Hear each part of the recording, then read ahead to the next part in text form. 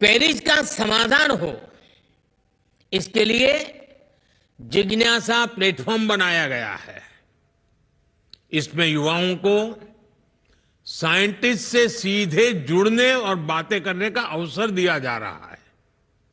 साथियों, आज ट्रेनिंग के अलावा नौजवानों को स्टार्टअप इंडिया अभियान के जरिए आर्थिक मदद भी दी जा रही है। उन्हें टैक्स में भी छूट दी जा रही है। नौजवानों को अपने बिजनेस के लिए 20 लाख रुपए तक के मुद्रा लोन की भी व्यवस्था की गई है। नई कंपनियों के लिए देश भर में टेक्नोलॉजी पार्क और नए आईटी हब बनाए जा रहे हैं। सरकार ने 1 लाख करोड़ रुपए का रिसर्च फंड भी बनाया है।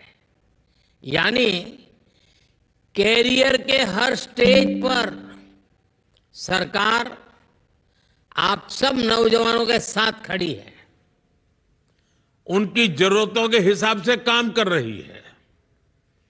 ऐसे हैकाथॉन भी हमारे नौजवानों को नए नए अवसर दे रहे हैं।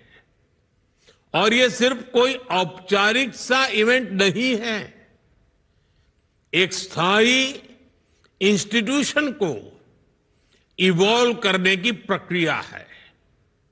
ये हमारे प्रो पीपल गवर्नेंस मॉडल का हिस्सा है। साथियों, अगर हमें दुनिया की इकोनॉमिक सुपर पावर बनना है तो हमें इकोनॉमी के नए सेक्टर्स पर खूब काम करना होगा। आज भारत डिजिटल कंटेंट क्रिएशन से गेमिंग तक कई ऐसे सेक्टर्स में आगे बढ़ रहा है जो 10 साल पहले तक बहुत इवॉल्व नहीं हुए थे।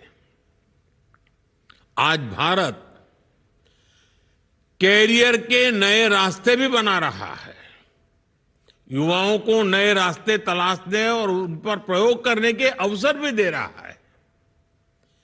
युवाओं की क्यूरियोसिटी और कन्विक्शन को समझते हुए सरकार उनके इंटरेस्ट को बढ़ावा दे रही है। सरकार रिफॉर्म्स करके उनके रास्ते से रोड़े हटा रही है। अभी कुछ समय पहले ही पहले नेशनल क्रिएटर्स अवार्ड का आयोजन किया था। इसका उद्देश्य कंटेंट क्रिएटर्स की मेहनत और क्रिएटिविटी को रिकॉग्नाइज करने का था। हमने स्पोर्ट्स को कैरियर चॉइस बनाने के लिए काम किया है। गांव में विलेज लेवल टूर्नामेंट से लेकर ओलंपिक की तैयारी के लिए खेलो इंडिया और टॉप स्कीम को आगे बढ़ाया गया है। National centre of excellence for animation, visual effects, gaming, comics and extended reality का असर भी दिखने लगा है। इसके कारण गेमिंग भी एक प्रॉमिसिंग कैरियर चॉइस बन रही है। साथियों, अभी हाल में एक बहुत बड़ा फैसला सरकार ने किया है। इसकी पूरी दुनिया में प्रशंसा हो रही है। ये फैसला इंटरनेशनल जर्नल्स को लेकर भारत के नौजवानों, भारत के रिसर्चर्स, भारत के इनोवेटर्स को एक्सेस देने का है। वन नेशन वन सब्सक्रिप्शन, ये स्कीम अपने आप में दुनिया की अनूठी स्कीम में से एक है, जिसके तहत सरकार प्रतिष्ठित जर्नल्स की सब्सक्रिप्शन ले रही है ताकि किसी भी जानकारी से भारत का कोई भी युवा वंचित ना रहे। हैकाथॉन में हिस्सा ले रहे आप सभी युवाओं को भी इससे बहुत लाभ होगा। अब सरकार के हर प्रयास का लक्ष्य यही है कि हमारे युवा दुनिया के बेस्ट माइंड्स के साथ कॉम्पीट कर पाए। कभी भी युवा शक्ति को ये ना लगे कि उनके पास किसी सपोर्ट या इंफ्रास्ट्रक्चर का अभाव है।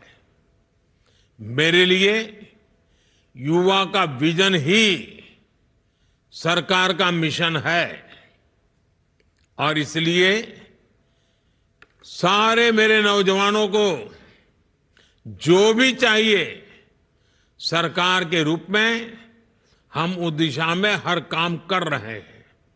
साथियों, आज इस हैकाथॉन से हजारों युवा जुड़े हुए हैं। इसलिए मैं आप सभी को एक और जरूरी मैसेज देना चाहता हूं। आप जानते हैं कि मैंने लाल किले से कहा है कि देश की राजनीति में 1 लाख ऐसे युवाओं को लाऊंगा जिनकी फैमिली से पहले कोई भी राजनीति में ना रहा हो, बिल्कुल फ्रेश ब्लड। ये देश के भविष्य के लिए बहुत जरूरी है। इस काम को करने के लिए अलग अलग तरीके से काम हो रहा है। ऐसा ही एक आयोजन अगले महीने होने जा रहा है। विकसित भारत यंग लीडर्स डायलॉग। इसमें देश भर के करोड़ों नौजवान हिस्सा लेंगे, विकसित भारत के लिए अपने आइडियाज देंगे। जो आइडियाज सिलेक्ट होंगे, जो नौजवान सिलेक्ट होंगे, उनके साथ 11 और 12 जनवरी को स्वामी विवेकानंद जी की जयंती पर दिल्ली में यंग लीडर्स डायलॉग का आयोजन होगा। इसमें देश विदेश के दिग्गज लोगों के साथ मैं भी आप सबको देखने सुनने के लिए आने वाला हूं। आज इस हैकाथॉन से जुड़े सभी युवाओं से भी मेरा आग्रह है, विकसित भारत यंग लीडर्स डायलॉग से भी जरूर जुड़े। नेशन बिल्डिंग से जुड़ने का ये एक और बेहतरीन मौका आपको मिलने जा रहा है। साथियों, आपके लिए आने वाला समय एक अपॉर्चुनिटी भी है, साथ साथ एक रिस्पॉन्सिबिलिटी भी है। मैं तो चाहूंगा स्मार्ट इंडिया हैकाथॉन की टीमें सिर्फ भारत ही नहीं, ग्लोबल प्रॉब्लम्स पर भी और बेहतर तरीके से काम करें। अगले साल जब हम इस हैकाथॉन में आए तो कोई ऐसा उदाहरण भी हो जो किसी ग्लोबल क्राइसिस का समाधान करने का माध्यम बने। देश को आप सभी इनोवेटर्स, आप सभी ट्रबल शूटर्स के सामर्थ्य पर विश्वास भी है, गर्व भी है। आपके सफल भविष्य की मंगल कामना के साथ आप सभी को बहुत बहुत शुभकामनाएं।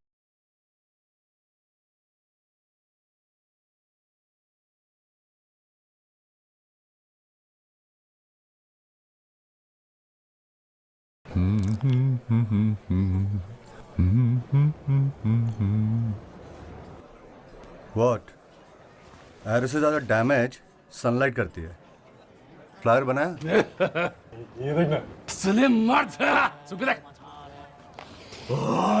एकदम 5 दिन पुराना मच्छी असा मस्त.